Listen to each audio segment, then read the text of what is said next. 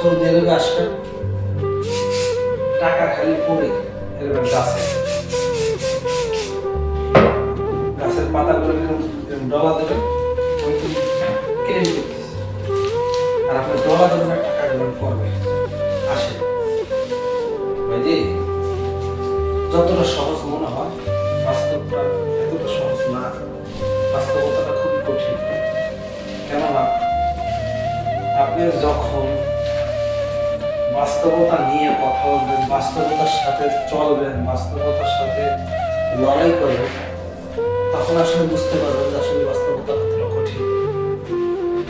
আপনি কোনো একজন মাধ্যমে, কোনো একটা মানুষের মাধ্যমে সে আপনার পরিচিত,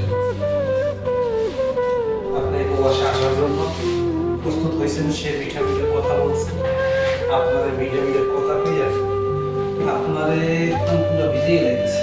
খালি সৌদি আরবে রিয়াদে এয়ারপোর্টে নামবেন, নামার সঙ্গে সঙ্গে আপনার ডিউটি শুরু হয়ে যাবে। আর আপনার ডিউটি শুরু হওয়া মানে বেতন খাওয়া। এয়ারপোর্টে আপনাকে খাওয়ানো শুরু করবে বুস্ট, আলবাইট, চিকেন, মানে দামি দামি যে ব্র্যান্ডের খাবারগুলো আছে সেগুলো কিন্তু আপনার খাওয়া হবে। কিন্তু আপনারা ভিসা দেওয়ার আগের কথা।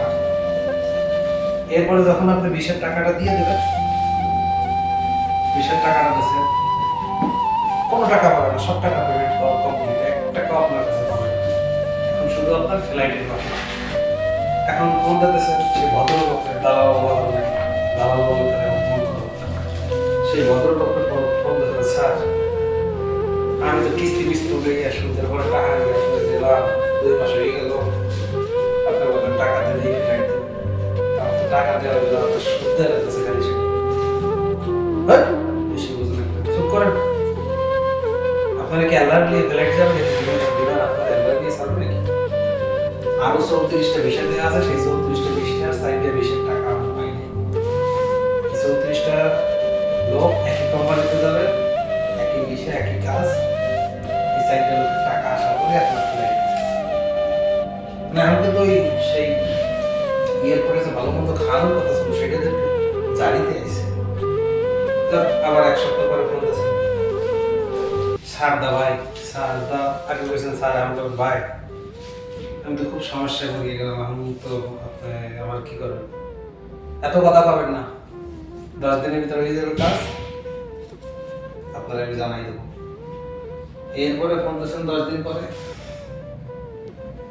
1 মাস পর, কাল পরশু, এইবার আপনার ঘুরাইতে ঘুরাইতে দালাল টাকা নিয়ে আপনার 12টা বাজাইছে কিন্তু। অতএব দালাল মুক্ত ভিসা নেন, এই প্রবাসে পাড়ি দেন।